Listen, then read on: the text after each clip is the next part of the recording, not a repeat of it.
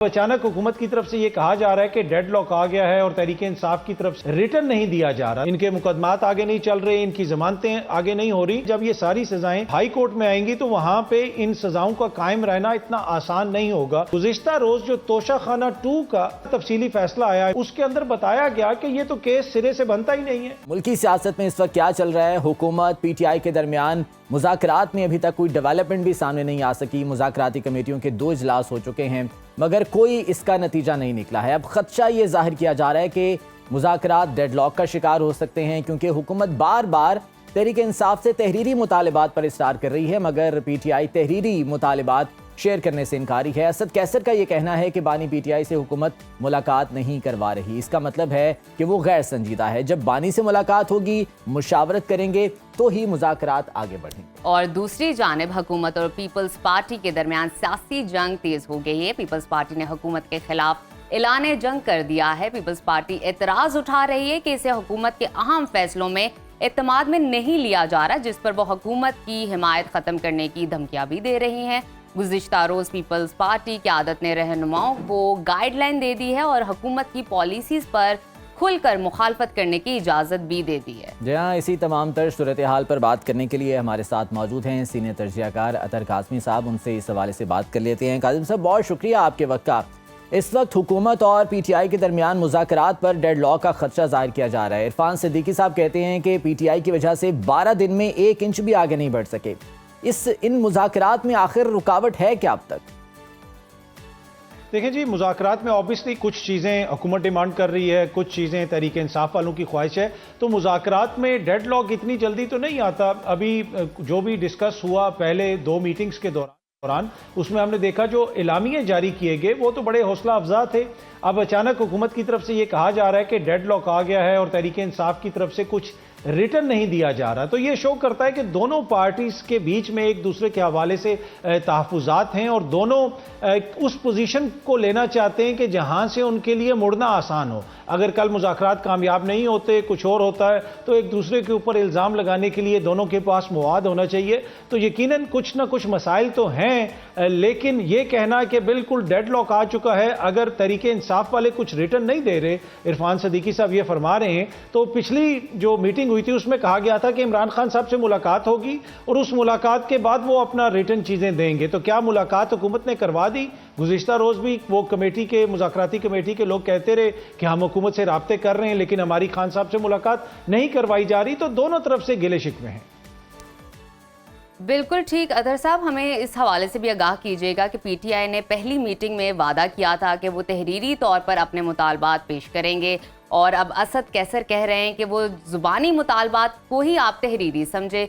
PTI हुकूमत के साथ तहरीरी मुतालबात शेयर करने से इनकारी क्यों है? क्या वजह नज़र आ रही है आपको?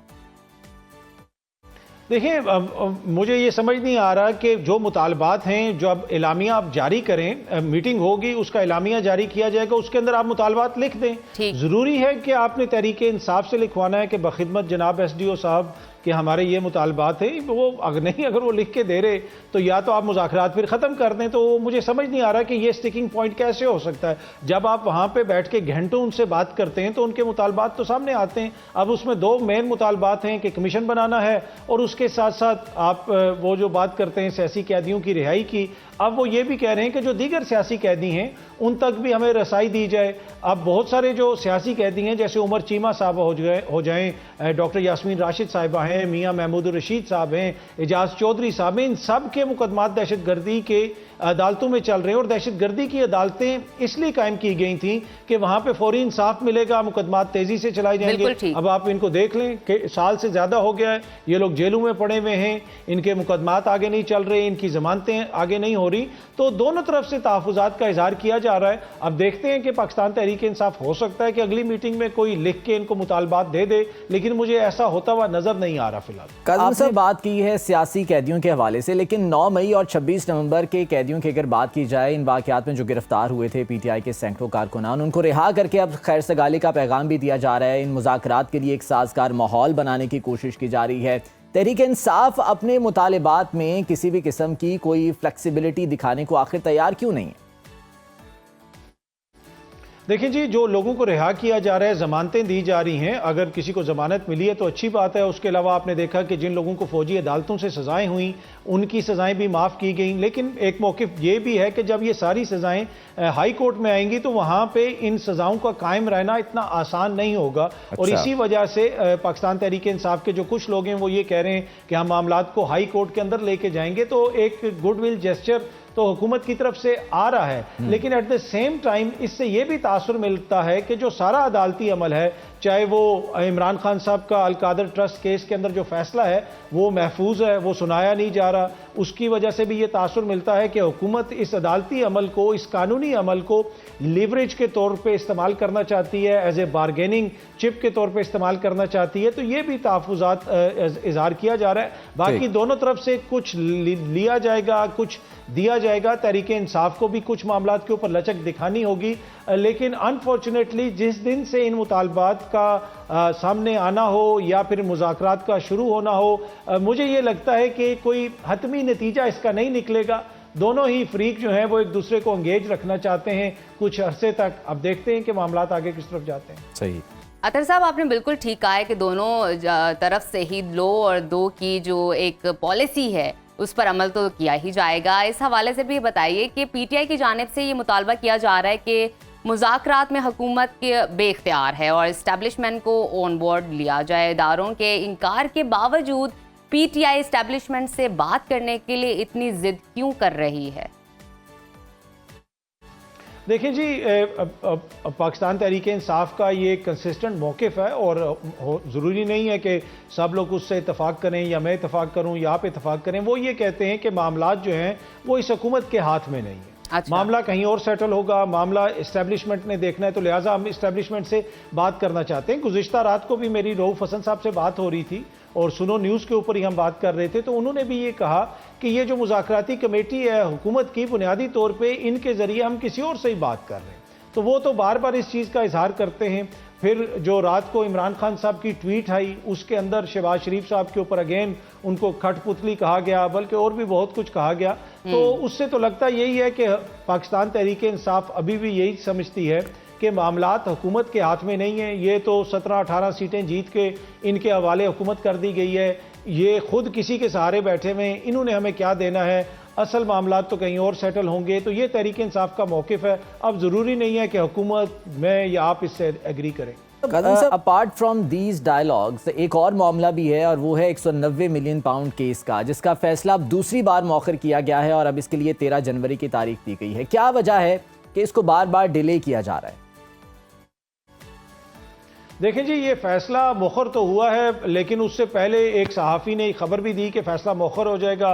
दूसरी दफ़ा दोबारा मीडिया में ये चीज़ आना शुरू हो गई। एक सहाफ़ी ने खबर दी कि ये फैसला नहीं सुनाया जाएगा। तो उससे बहुत सारे फिर क्वेश्चंस भी उठते हैं कि क्या इंतज़ामिया को पहले पता होता है या हुकूमती सोर्सेज को पहले पता होता है, हुकूमत वालों को पहले पता होता है कि फ़ैसला नहीं सुनाया जाएगा। अब ये जो भी फैसला आएगा उसको देख के ही पता चलेगा कि उसके अंदर क्या है, इमरान खान साहब के ऊपर मुकदमा साबित हुआ है या नहीं हुआ। लेकिन गुज़िश्ता रोज़ जो तोशाखाना 2 का जमानत का तफसीली फैसला आया इमरान खान साहब की, वो बड़ा डैमिंग फैसला था। उसके अंदर बताया गया कि ये तो केस सिरे से बनता ही नहीं है।